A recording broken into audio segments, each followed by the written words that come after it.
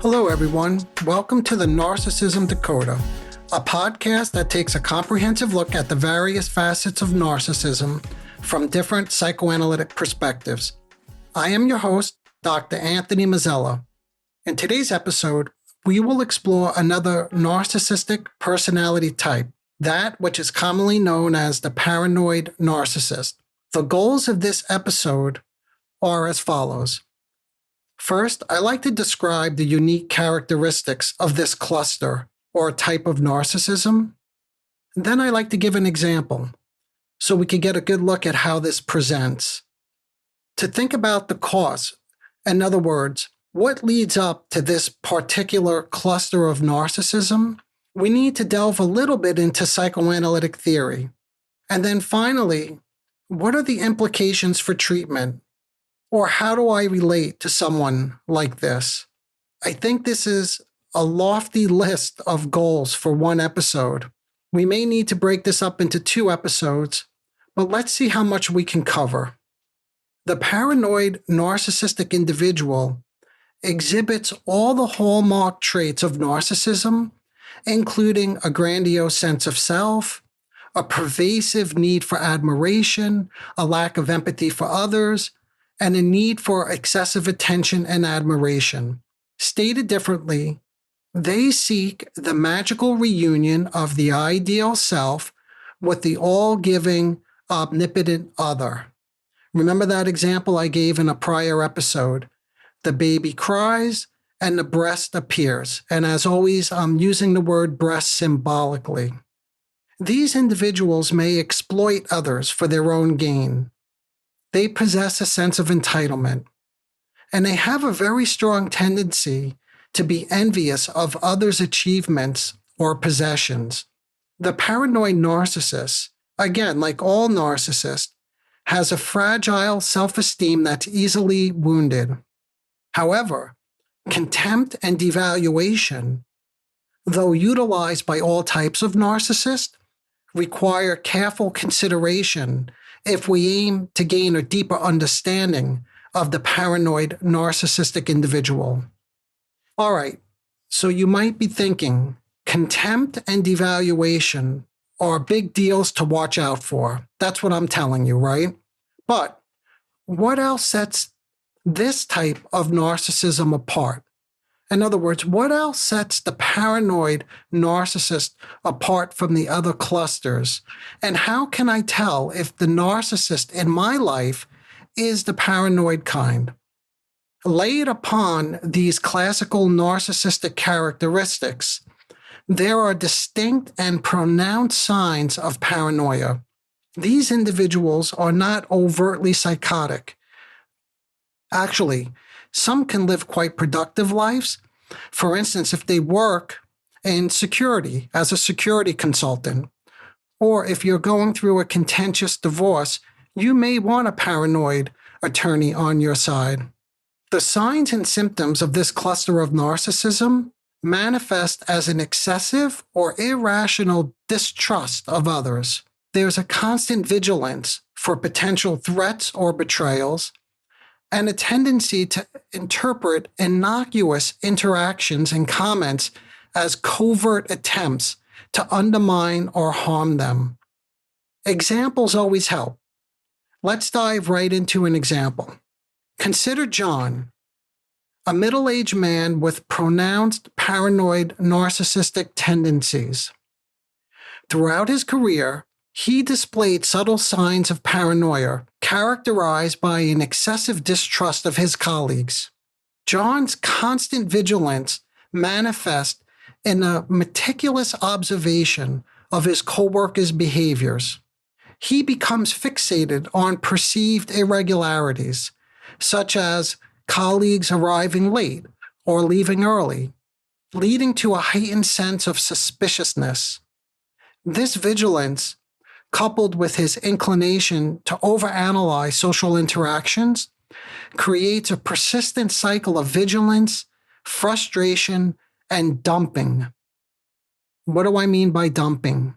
John's hyper-attentiveness and mistrust prompt him to voice repeated complaints to his superiors. Despite being advised to focus on his own projects, he struggles to divert his attention from what he perceives as his colleagues, I do air quotes, getting away with a more leisurely workload. This pattern continues, ultimately frustrating his bosses because he's dumping on them, complaining to them. Despite their warnings, John's inability to curb his behavior culminates in his own termination. And this pattern continued for many years prior to me treating this fellow. I want to highlight something from this simple example that may not have come through so clearly. With this fellow, like most paranoid narcissists, there are intense feelings of a sense of betrayal and disappointment. Okay, what are the causes or origins of this kind of paranoid narcissism? To truly grasp the causes, we must turn to established theories. For now, we will focus on just one piece of one particular theory, the separation-individuation process, a theory developed by Margaret Mahler. Some of you may be familiar with this. She's a renowned psychoanalyst. As we delve into the origins of paranoia, we'll turn our attention to Mahler's theory of separation and individuation. Given that I've previously discussed this theory in earlier episodes, our focus will only be on its relevance to the development of the paranoid narcissistic characteristics. As a quick reminder, the blissfulness of the symbiotic stage, which is longed for later in life, provides us with a reservoir of pleasurable and creative self-other experiences. According to the theory, when there is an attentive mother, it leads to feelings of security and safety. If the mother is not consistently present or responsive to the child's needs, it can lead to feelings of insecurity and anxiety. This lack of consistent maternal presence, this is what's been discovered in these early studies by Mahler, amongst other things, may result in the child feeling neglected or uncertain about whether their needs will be met. As a result, the child may develop a heightened sensitivity to potential threats or abandonment. This can contribute to the development of paranoid tendencies. As the child grows up with an underlying fear that others may not be trustworthy or reliable, mirroring the early experiences of inconsistent caregiving. Okay, so now you may be asking, what actually distinguishes the early experiences of children who eventually exhibit paranoid narcissistic traits? I want to emphasize these are caregivers that are not only distracted, uninterested, and have a lack of attunement. For instance, these are not the caregivers who just use poor judgment and smother the child out of fears of their own separation anxiety. Typically, in my experience, what I have learned working with many of these individuals is this is a person who experienced excessive criticism during childhood. You may remember, this is the child who falls down, scrapes his knee, and runs to his caregiver for comfort and support, only to be blamed, yelled at, accused of being careless. "What's the matter with you?" the caregiver yells. "I don't have time for this." This is an example that I gave in an earlier episode. The message is, there's something profoundly wrong with you. You are driving me mad. You are driving me crazy. The caregiver feels threatened or destroyed, and therefore needs to attack and destroy the child. So you could see early on, the child is sort of engulfed in a world of paranoia. And this is what's put into him. This paranoid state of thinking. The child will be hated. The child will feel unworthy of love, and it is as if the child should not exist. The child is just a burden. That's the message that the child gets when they experience this kind of reaction from the caregiver. What's really critical here is how much of this, see, quantity is really important. How much of this, how often does this happen, right? Because every caregiver has, a moment of regression or a moment that they're not attuned or a moment that they're annoyed or upset with the child. That's not the kind of stuff that would lead to this paranoid disposition that we're talking about today. What I'm talking about is that there is more of this excessive criticism and blaming and accusing than there is of love. So compared to other forms of narcissism, these individuals have encountered a higher frequency and intensity, by the way, but a higher frequency of early betrayals and more intense and overt attacks on their sense of self, on their sense of existence. Basically, they receive paranoid responses.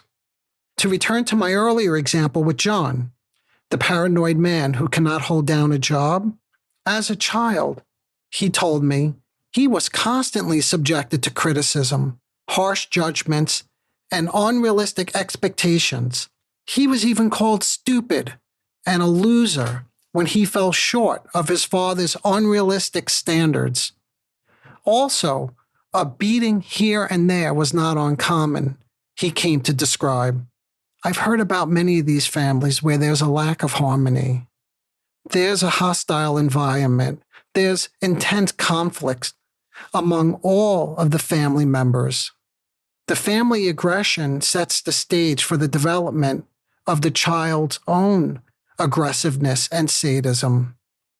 Growing up in an environment where one feels constantly devalued and shamed for their very existence, it's easy to see how deep-seated feelings of shame may contribute to the development of paranoid narcissistic traits.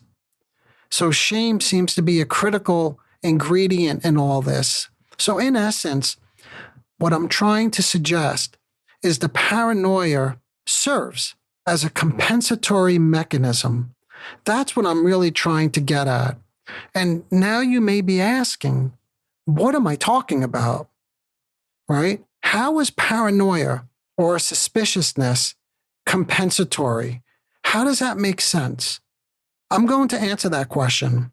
But first, I want to quickly digress in terms of, because when I just said that it's compensatory, I started to think, how do we relate to these individuals? How do we better understand them? If we think about the paranoia and the suspiciousness as compensatory, what that means is that we need to appreciate the subjectively useful component of a maladaptive symptom. And you may have heard me say this before. Appreciate the subjectively useful component. In other words, what this means is these particular symptoms, right? The character traits that I described a few moments ago, all of these are maladaptive, it's true, but they serve a very important function for this individual. I am suggesting that the feelings of paranoia in a person with narcissistic traits may serve as a way to compensate for or cope with deep feelings of inadequacy, shame, or insecurity. In other words, the paranoia, in part, is a way for them to protect themselves from perceived threats or challenges to their self-esteem and sense of self-worth. Okay, so now you may be asking, how does the paranoid narcissist go about repairing deep feelings of inadequacy and shame created from this sadistic treatment that I described? How do they repair that? And how do these symptoms that we're describing, how do they repair it? See, I digress just for a moment because appreciating the subjectively useful component, and again, I know for some of you this is review, but that allows you to get closer to these individuals. And that's the ultimate goal, is we want to get closer, if we can call these symptoms, right? The paranoia as a symptom. It's not a problem. It's not something that we want to get rid of. We want to get close to it, make it our best friend. We want to live with it like the patient has lived with it. We want to understand it. We want them to understand it. Okay? So there's this deep sense of shame and humiliation because of these early childhood experiences. And that needs to be repaired. And remember, the mode of narcissistic repair for each cluster or type of narcissism is different. As compared to the craving mode of repair, the paranoid mode takes on a more hostile or aggressive form. It's expressed through argumentativeness, jealousy, suspiciousness, and accusations. They feel a sense of disappointment and betrayal by those whom they felt had the power to give them something, but it was withheld. So they have a feeling that something is being withheld from them.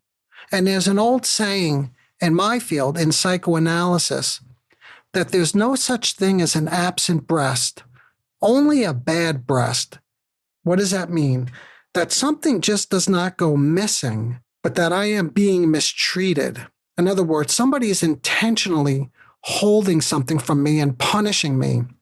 I'm sure you can appreciate that interpretation, again, given that childhood experience that I described with the kid who falls down and scrapes his knee.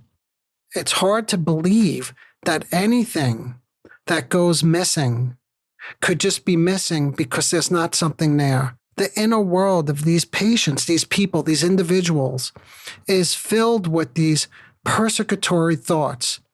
So something doesn't go missing. In their mind, it's a punishment. If you listen closely enough, you will hear that one's complaints and jealousy portray a need to be the special one, to be the selected one, the one who gets special work accommodations, for instance, like John's colleagues. It's almost like John is saying, why do others get things, special care, love, sustenance, from those they feel have the power to give them what they so desperately need? In other words, you may not see this because on the surface, it simply comes out as they don't deserve it. Or what kind of workers are they? They're lazy. His colleagues are all lazy or entitled.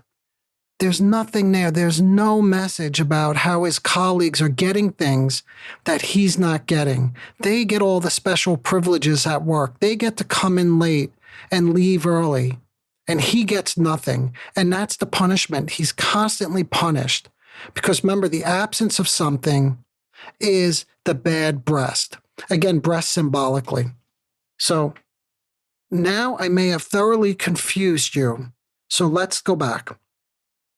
Complaints, suspiciousness, envy, jealousy, none of this leads to any kind of narcissistic repair. So how could this be compensatory?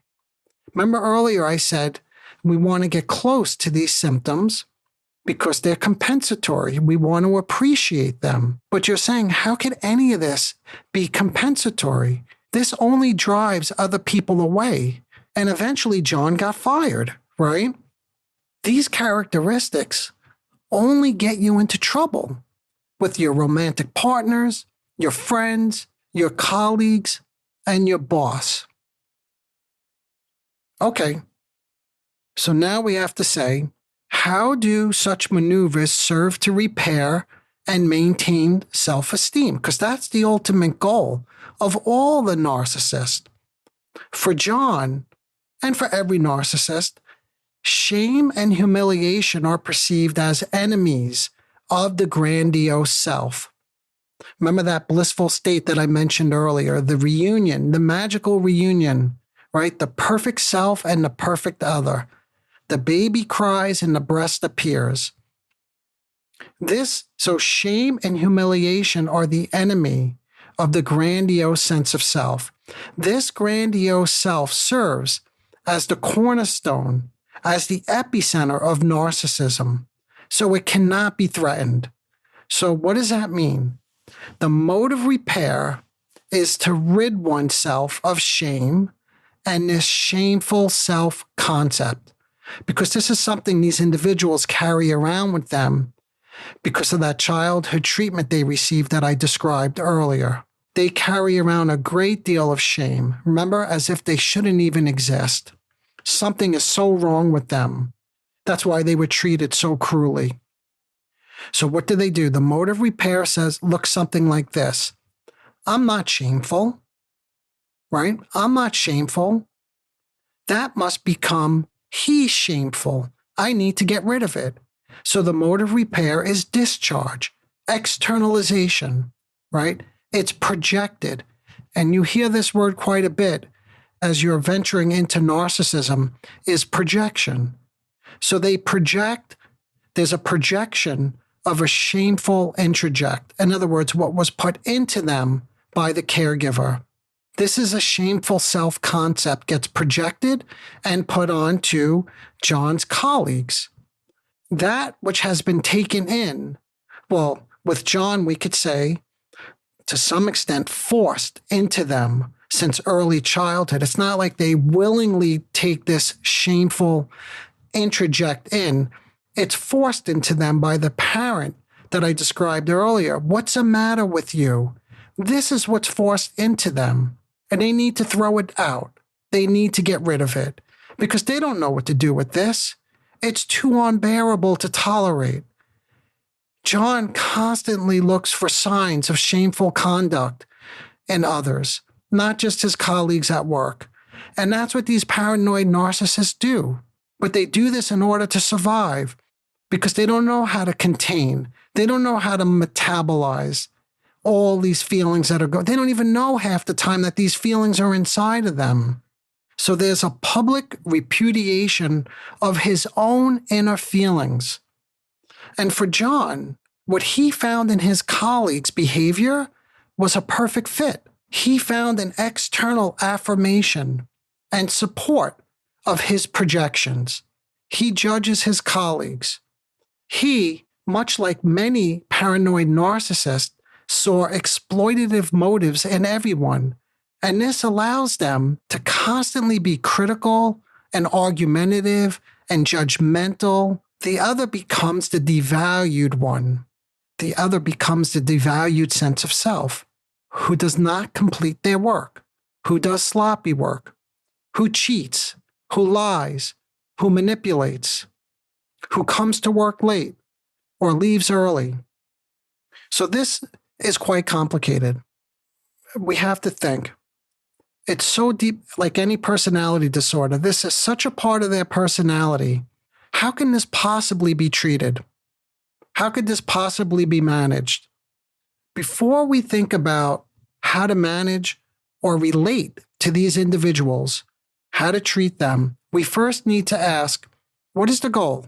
What are we trying to accomplish with this kind of individual? Looking at the social media content, listening to other podcasts, for instance, this is what I hear most frequently. And you could tell me, do you think the goal is to set boundaries, encourage empathy and perspective taking, teach coping strategies? See, from a psychoanalytic perspective, I'm sorry to say, my answer would be no. No, absolutely not. Those are not the goals. The goals are not to tell a grown individual how they should be living their life. You know already what I'm going to say. I foreshadowed it a little bit earlier, but the first goal is always, from a psychoanalytic perspective, from my perspective, I mean, I'm telling you what I found helpful in dealing with these patients or these individuals is the first goal, in my opinion, is to return to the theory. Let the theory guide us. And you've heard me say this before, it's not a one-to-one correspondence. No individual fits any particular theory. But the theory is the cause is the cure. What causes the patient to behave in a certain way? What causes this individual in your life to present in this way? That's the cure. We work backwards. What is the cause? What's the paranoid mode of repair? What is it repairing? It's repairing a deep sense of shame and humiliation. So the goal, with this in mind, is we must find ways to help these individuals. As always, we want to start at the most surface level, right? Because this is no easy task. It's no easy task to find a way to help somebody with something that's so deeply ingrained in their personality and something that's evacuated. It's projected, so it's not even in them.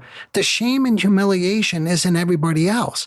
It's not in them. Remember, they don't have a problem with these specific painful feelings until you listen closely.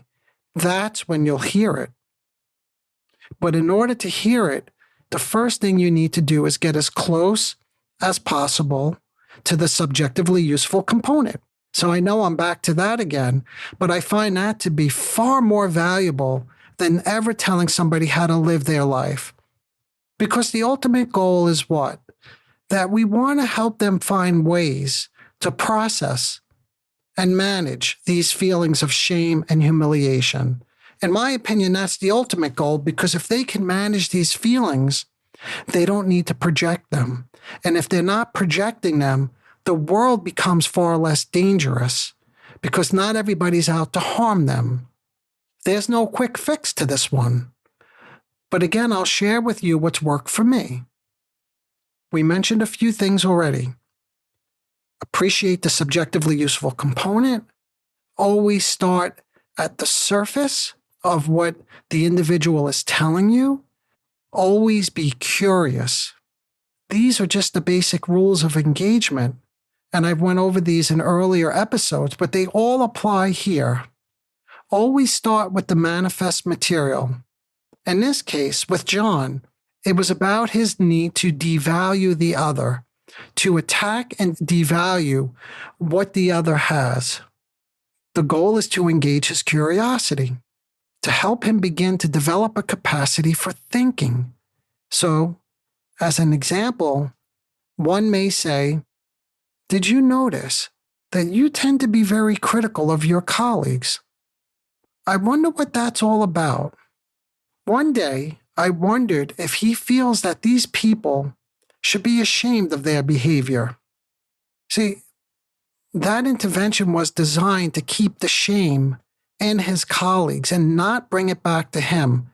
As a general rule, if somebody's projecting something, it means they can't tolerate that feeling. We don't want to force it back into them, at least not until we can help them begin to digest and metabolize the painful feeling. It's only then that they can begin to take it back in. So, what did I say? One day I wondered if he feels these people should be ashamed of their behavior. And this led into how he sits like a judge above everyone. This is what he and I began to discuss. Above everyone, judging them. And then work in this area led him to begin to think about how he wants special treatment, like his colleagues. But with that, he said he feels embarrassed, his words. So here, you see, is the inner sense of shame. It begins to rear its head.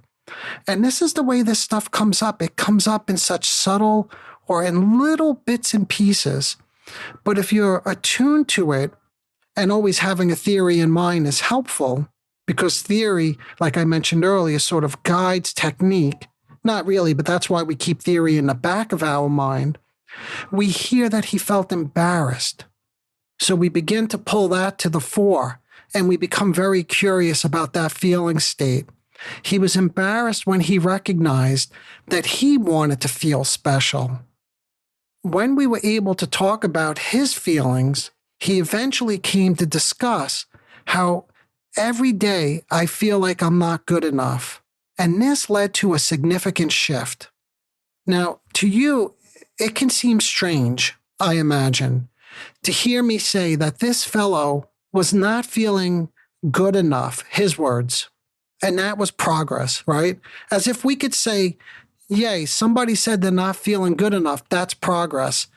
But the way I think about it, and what we began to see as he subsequently did not get let go of from another job again after we started making some headway into this, as we continued to work through these painful feelings of not feeling good enough, slowly we pulled away at that thread as well. And he began to develop a capacity to recognize, to name, and eventually own his own bad, painful feelings.